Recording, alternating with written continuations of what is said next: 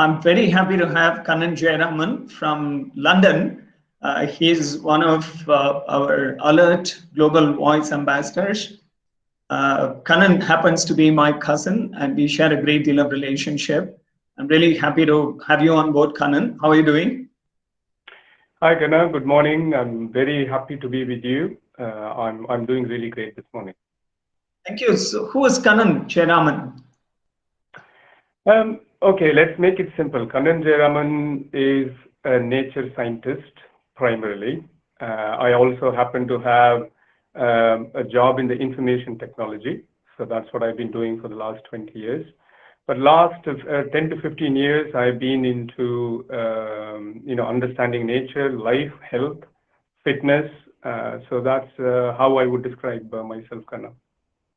Okay, I think you have been having an incredible journey. I know you as a very small town boy from Trichy, growing up to a very professional leadership role. And also now, I'm very excited to know that you are also into the space of fitness and health. And it's amazing to see how you have been having an inspiring growth. And I certainly looked up to you. We have spent a lot of time during the bachelorhood and also spent a good amount of time talking about a variety of topics. I'm really glad that we both have connected with Alert and its cause of saving lives. And I'm very happy about that. Now, you mentioned about you're a nature scientist. What exactly you're doing in that space, Kannan? Yeah, I know that's a catchphrase, right? Nature scientist. So what I mean by that is, anything and everything I know and learn, it's all, looking at the nature. And science for me is actually, looking at nature and understanding how nature and life works. So that's what I mean by nature scientist rather than science in the normal connotation of looking at labs and studying books. So this is reading life and then becoming a scientist through that process is how I would say. Okay, I'm a firm believer of science and of course human psychology and bringing in a transformation within self and also with people, talking about health and fitness. So the globe is right now, everybody is going through a very complicated pandemic. We're all fighting for the right things to happen to all of us and also the right things to do. Connecting with the fitness industry, the people who are in the health and fitness space always brings in a lot of happiness, and especially those who deal with sports science. But you have been a big discovery for me. I've shown a lot of keenness in learning the nature and also the aspect of science and how the humanness connection between all these things. And I think you're doing some incredible work in bringing in positive transformation in the minds of people and helping a lot of families. And I'm really proud to know that. So what exactly do you do with people? So basically, myself and my wife, Jerry, we have set up a wellness center called Sanctuary, here in UK. And, my wife covers the mental health aspects, and I am a certified naturopath and a nutrition and lifestyle. So I help, basically, I've taken a vision and a mission to say, I'll create health, not remove sickness, create health for at least 100 people in the next 2 years. So, part of what I do is coach, teach, and then provide consultation for nutrition and, how lifestyle and nutrition can bring lots of health. So that's what I do in the health space. And that covers the peripherals, right? Lifestyle means fitness as well, but I'm not a fitness coach, but that's all part of my own self-care. But as a professional, I'm a nutritionist and a lifestyle coach. Okay, the number looks daunting, but I think with your calm attitude, you'll be able to reach even more than 200 families. Best wishes for that. Now, talking about Alert, we all know that Alert is an NGO who's been working tirelessly for the last 14 years to spread the awareness on first aid and importance of first aid, and also imparting training to common man. Alert started this mission with one objective, which was again set by our respectful Dr. APJ Abdul Kalam. He said, he gave this as a guidance to Alert that you should train at least one person in every family to be trained on first aid. It's an incredible mission, but looking at the population in this country, so that sums up to close to about 25-30 crore people, which is a very, very big number. And of course, there is a lot of the population is one aspect, and then plus the infrastructure, the availability of advanced medical support, the freedom of all these ambulances, and even paramedics to arrive at the scene of an accident is always been a challenging task.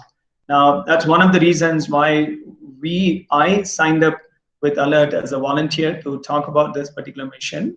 I also have my own personal interest in talking both the preventive aspect of accidents and safety. So be safe and be there to save is the campaign that I personally launched 2016.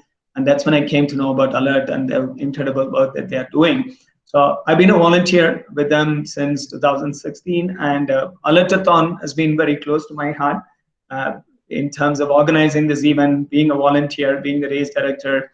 But this year, it has given much more engagement with the cause globally, right? So I don't think we both would be talking about this, but for this pandemic. Yeah. Though the pandemic is bad, I think it's connecting a lot of people, like-minded people together. I'm really happy about that.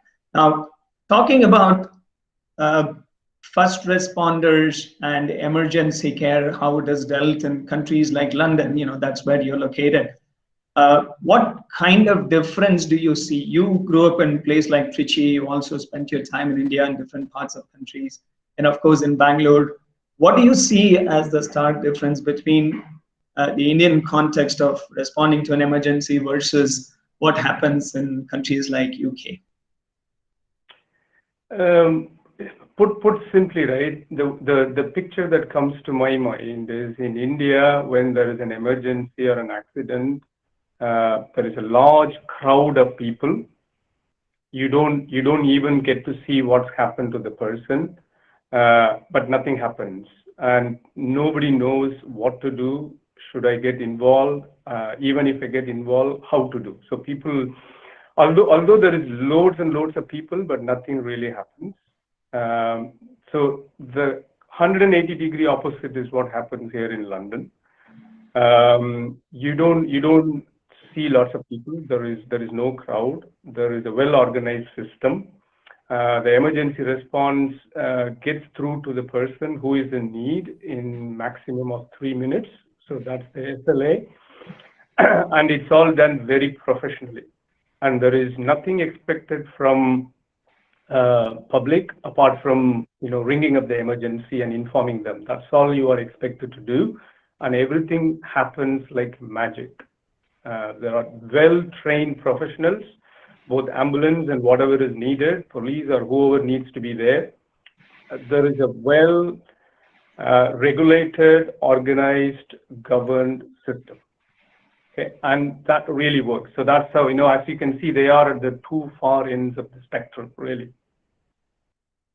So that's, it's amazing how the system has developed to an extent where the common man or citizen don't need to really worry about getting that kind of a support, a professional medical support. But I still find that having the knowledge of first aid, even in a developed country, is a very important aspect. Because just assume that you're going on a trekking expedition, or you're deep inside an ocean, you're boating, or you're doing a camp in some remote place. When there is an emergency happens, even though there is a positive aspect to that okay, the emergency support will arrive.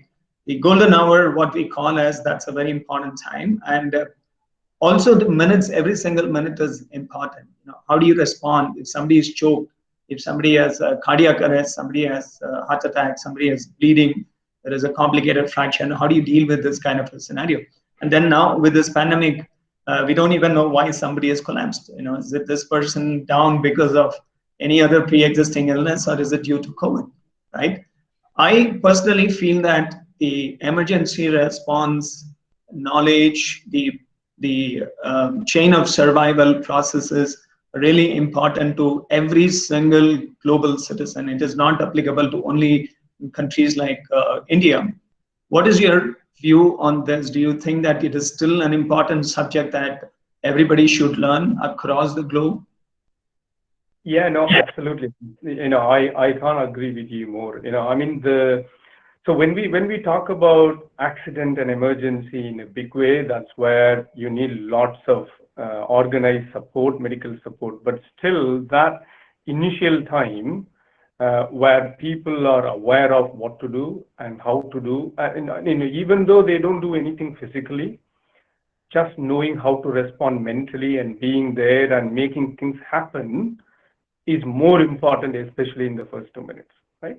So in that perspective, I'm not definitely, alluding to say, there is probably no need for, common people to learn and, get these skills. That's not the point. It is still relevant, not necessarily in big accidents and emergency situation. Even, your child falls, you have a party and then, there is blood and people panic, right? So people faint, anything could happen. So in those situations, definitely this is a skill at least one person in every family must have. Okay. So very beautifully put together. I think that the goal set by Dr. Kalam is applicable to the entire global family. And I'm really happy that ALERTATHON, the key message that we're all trying to spread is to bring in that one person in every family to be knowledgeable on the first aid procedure. So as you probably know, ALERTATHON is scheduled between 9th to 13th. And during this time, it's a virtual endurance event. And I'm sure all these sports enthusiasts would love to be part of this event because you can not only run, you can walk, you can also cycle. Of course, Alert is putting together a lot of effort in creating small, short modules of training to impart the basic awareness that is needed for first aid. It's just going to be a 15 minutes learning session every single day during these 5 days. And in fact, I'm also excited to share that we are working together to bring in a lot more exciting, informational, educational, and fun-filled 5 days. The program is currently been, every single event is detailed out. And I'm very happy to kind of give you a preview to what is going to happen during those 5 days. So those who are interested in walking, running, or cycling can do this any number of times, wherever you can do it, any part of the world in a safe environment. That is also important. And also any distance. There's no distance goals. It's not like a 5K, 10K, 21K, or 42 kilometers. So there's no time or the distance guideline that is given. So any number of time that anybody can participate. So whatever distance that you're going to cover, it's all going to contribute to Alert's cause. You're adding to the concept of we need more and more global citizens who are aware of knowing and responding first aid. So now, before we wind down, I'd like to ask you one question. How are you spreading this idea in the minds of people who are not Indian or you're not from the Indian origin? Some of your friends and neighbors who are located in your neighborhood or in your office setup. So they're not Indians, but they are, let's say, the Britishers or the other countrymen. How can you go and encourage them to be part of this ALERTATHON? What are you doing already, Kannan? And then the second part of the question is, what are you personally going to do during those 5 days? I know that your son also likes to run and he has participated in a few running events, and your wife is very active. She is into dancing and walking. I would like to know more about how you're going to spend this 5 days and how you're spreading the word. Yeah. So the first question. So the network that I have is not just limited to the UK, right? At this moment, we are all connected virtually everywhere. So I have people from US, I have people from UK, also from Eastern Europe, Europe and all over the world. There are lots of people who have already shown interest, and a few of them have already registered.